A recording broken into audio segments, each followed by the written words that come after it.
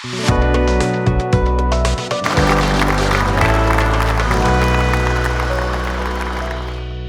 I'm going to start by giving a disclaimer. In as much as I've known this is my first TEDx experience as a speaker, I would like to say that whatever I'm going to say here today does not mean I am a motivational speaker. So don't see me on the way and say, Husseina, come and motivate me. I am a writer, and what I do mostly is to say I give stories, because whenever I am communicating with anyone, I always chip in my personal experience.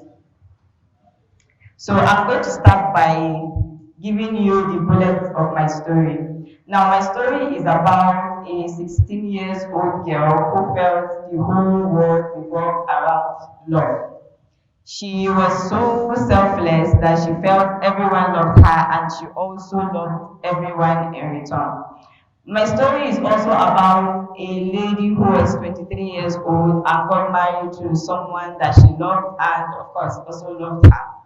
Then, my story, last bullet, is about a woman who realized that she had more potentials to achieve, who realized that she had to forge ahead, like Pompomari says, who had to forge ahead and realize her skills and hone them.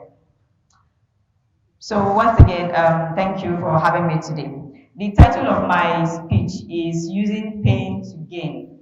And it's very important for me to define what pain means here. I'm not saying you have to have bruises, you have to bleed, you have to be hopeless for you to be in pain. Pain can come in different ways, be it in marriage, you had failure in it, be it you being on TEDx stage and you fumble or fall down and cry.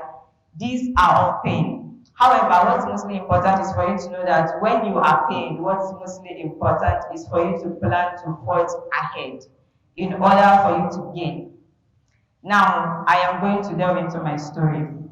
And I am going to not really delve on the painful aspect of it, but I'm going to tell you the gains that I got from those pains. My marriage of 2 years, 10 months that hit the block gave me one of the most gorgeous prizes that I have in the world, my daughter Hanifa. So that's my first gain of my pain. The second gain is affirmation for personal development. Now, what this is trying to say is, I remember when I had to summon the courage to see a therapist online, actually, because I can't meet a therapist in person, because I always feel people, due to my experience, I always feel people one way or another will betray your trust.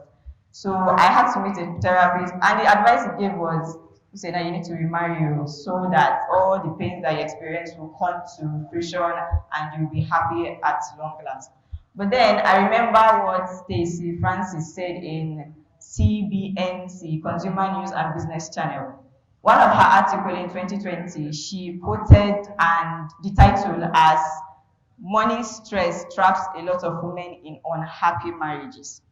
So that's one of the lines that have been making me decide that no, I won't be a parasite in any marriage again. Now, I'm not saying when you are completely dependent on a man or a woman in a marriage, you are a parasite. No, it's not general. But for me, I am going to say one of the gains I had is for me to believe that in every relationship, be it in marriage, be it as friends with someone, it has to be symbiotic and not parasite. You need to give and take, just as you get and give from someone. So you don't have to be completely dependent on that person. Moving forward, affirmation for personal development.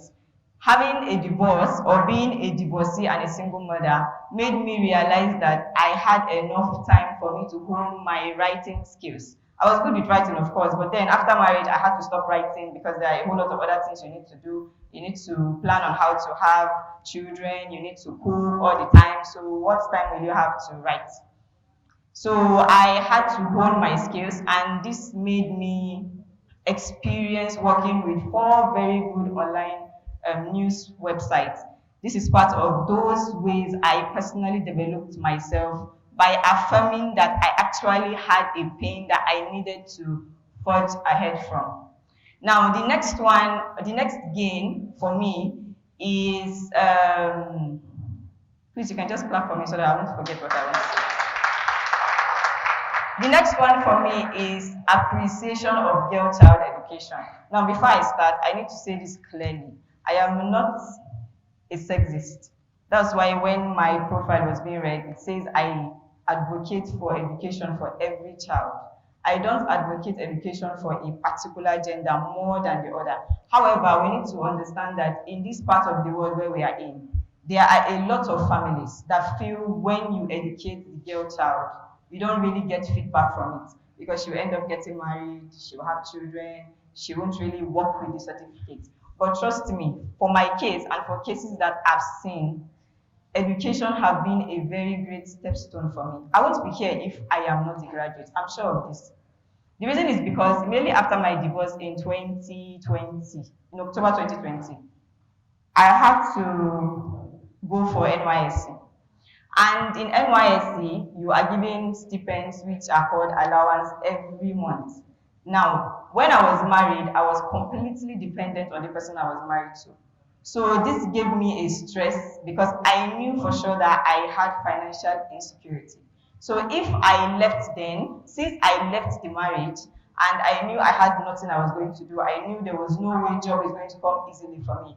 Trust me, NYSC actually helped me in sustaining myself for 12 months. And you don't go for NYSC except you are a graduate. So this is one of the gain of educating a girl in Nigeria as well as in the world. Then let's talk about Yobe State. It's not just Yobe State, Nigeria, America, the world at large. We have a lot of divorcees. Even though sometimes some might shield away from saying I am a divorcee or not, I feel what is mostly important is for you to understand that you are a divorcee. Come to admit to yourself that I have this title, but what am I going to do to develop myself personally as well as impact the society? Which is why I will say to an extent, I'm proud of myself. I did not personally develop myself for myself, but I did it because I felt that a whole lot of other people that are going to learn from me. And this is why I teach public speaking. It's not because I am good with it, but it's because I am still honing the skill and I need other people that will learn from the grassroots that I started from. Now, in terms of Yobe State, we know it's not just Yobe. In Northeast, we have experienced a long span of insecurity. But for us to have a forge ahead theme, it means there are people that came to sit down on a round table or a rectangular table. It depends on the kind of table that you have in Yobe State. We have those people who are youths. Youths can be young or old. They sat down and said, okay, since we have a pain, which is insecurity, how do we forge ahead? And this is why we have TEDXPOMPOMARI. This is one of the ways through which Yobe State gained from their pain. So no matter what you are passing through, whether you are a divorcee, whether you are a father, whether you are a mother, whether you are a student, if you have not, if you don't gain from your pain, you realize that you lost all the confidence that you have. So I hope that you will learn from each and every pain that you have, because pain is like the Nigerian government. Before they come into seats, you get all the promises. You get all the chocolate promises. You get all the lollipop promises. You have all of the gifts showing visually because you can't obviously feel them.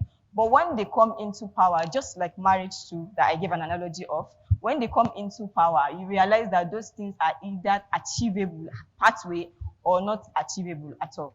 But what's mostly important is for you to know that I need to grow from my pain. I need to forge ahead, just like Pompomari is telling you. You need to forge ahead and use your pain to gain. Thank you very much.